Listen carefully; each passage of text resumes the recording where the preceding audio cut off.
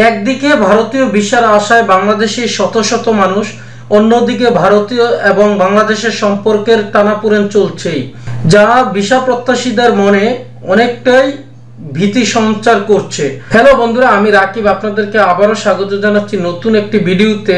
আজকে খুবই গুরুত্বপূর্ণ একটা টপিক নিয়ে আপনাদের সামনে হাজির হয়েছি।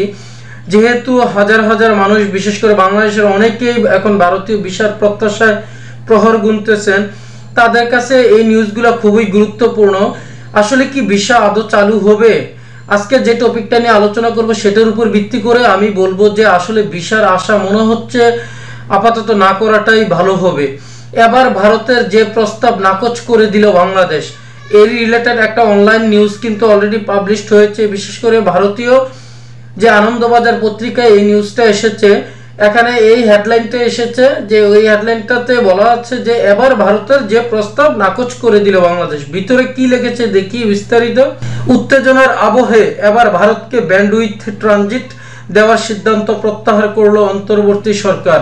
উত্তর পূর্ব ভারতের রাজ্যগুলিতে মোবাইল ইন্টারনেট সংযোগ বাড়ানোর লক্ষ্যে বাংলাদেশের ভূখণ্ড ব্যবহার করে ব্যান্ডউইথ ট্রানজিট সুবিধার জন্য আবেদন জানিয়েছিল নয়াদিল্লি, কিন্তু সেই প্রস্তাব নাকচ করে দিয়েছে বাংলাদেশ টেলিকমিউনিকেশন রেগুলেটরি কমিশন অর্থাৎ বিটিআরসি।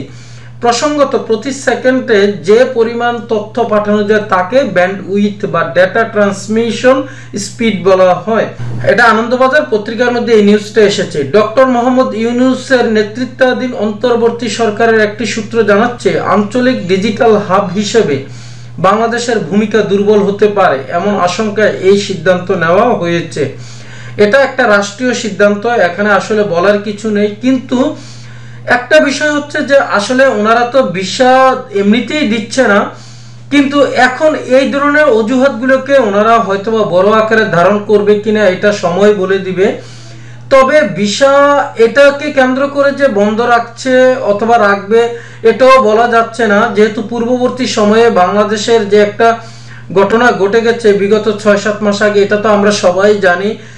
সেই সরকারের মানে অভ্যুত্থানের পরে অর্থাৎ শেখ হাসিনা সরকারের যে একটা পতন ঘটেছে, সেই পতনের পরে ভারত বাংলাদেশের যে একটা সম্পর্ক, সেই সম্পর্কটা আসলে দিনকে দিন খারাপের দিকেই যাচ্ছে। আর এটা কিন্তু আমরা কখনো সাধারণ মানুষ প্রত্যাশা করি না। আমরা চাই দুই দেশের সম্পর্ক অনেক ভালো হোক এবং কি দুদেশ প্রতিবেশী দেশ, সবচাইতে গভীর সম্পর্কের দেশ পার্শ্ববর্তী দেশগুলোর মধ্যে, সেই সম্পর্কে এতটা ভাটা পড়ুক এটা কেউ প্রত্যাশা করে না। বিশেষ করে সচেতন মহলরা তো ভুলেও এটা প্রত্যাশা করে না।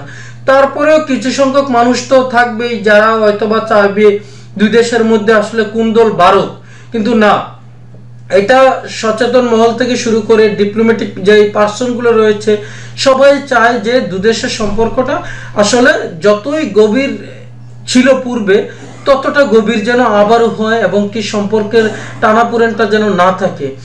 আর এই নিউজগুলোই কিন্তু বলে দিচ্ছে যে আসলে আদৌ কি ভিসা সহজ করবে বাংলাদেশিদের জন্য, এটা আসলে সময় বলে দিবে। তবে এই নিউজটা আমি কেন আপনাদের সামনে উপস্থাপন করেছি হয়তো বা আপনারা বুঝতে পেরেছেন যে আসলে কিছু পেতে হলে কিছু দিতে হয়, এটা তো আসলে বোঝার বাকি থাকে না। তবে যেহেতু রাষ্ট্রীয় সিদ্ধান্ত, এখানে কেউ কিছু বলবে না। যেহেতু ভারত আগে ভিসা দিতেছে না, সেই হিসাবে এখন বাংলাদেশও কিন্তু চাচ্ছে অনেকভাবে ওদের সাথে সম্পর্কটা স্বাভাবিক করতে হয়তোবা, কিন্তু ওরা ভিসা দিচ্ছে না, বিভিন্ন অজুহাত দিচ্ছে। আবার বাংলাদেশও অনেক কিছুই এখন হয়তোবা প্রস্তাব নাকচ করে দিবে।